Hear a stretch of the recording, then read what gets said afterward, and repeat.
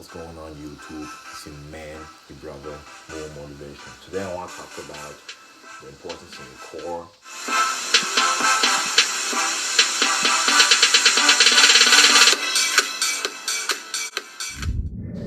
Reasons why I shouldn't neglect it.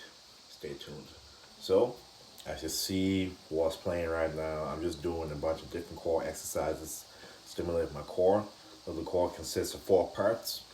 You got the transverse abdominis, you got the rectus abdominis, the internal and the external obliques. The reason why you need to incorporate core into your regimen, because it's a muscle as well, right? We tend to go in the gym, we tend to focus on how to build a bigger chest, how to build bigger arms, bigger back, right? But we neglect our entire core. You need your core for a number of things. Whether if it's having better posture, being able to stand up straight, no issues, decreasing back problems, being able to land off 2 feet, of 1, changing directions, increasing your speed, increasing your athleticism, being able to lift heavy, whether if it's on the bench press, overhead press, squat, deadlift, cleans, snatches.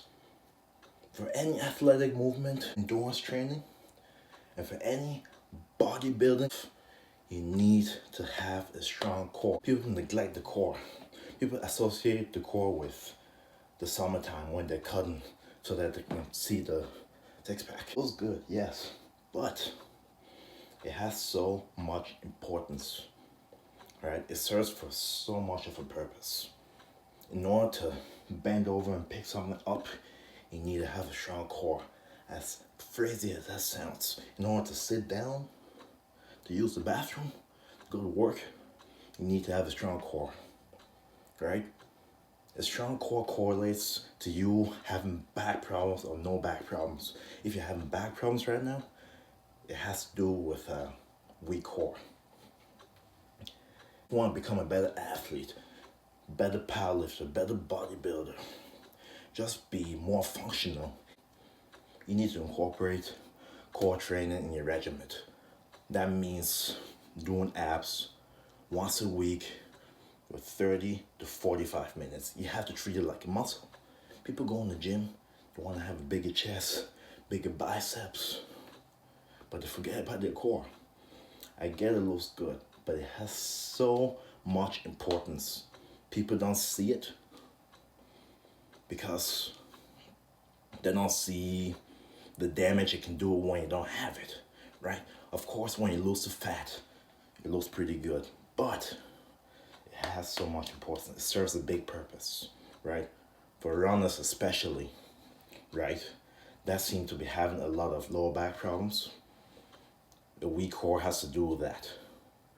You know, for athletes that are constantly getting hurt, constantly landing not properly, has to do with a weak core. Or lifters always relying on the belt to lift not even the maximum, a 3 rep max or a 5 rep max, has to do with a weak core. I never use a belt, right? Part of the reason is because I have a strong core. If your body cannot handle a certain amount of weight, you will need things to compensate. You will need things to help you be able to handle it, right? Why not let your core be the belt? Why not train your core in a way it gets to be that strong? Of course, I have ab programs. I can link everything down below. But anyways, think about it. Incorporate core in your regimen. Core, you use your core every day for everything, even for something as simple as standing up straight. You have to consider this.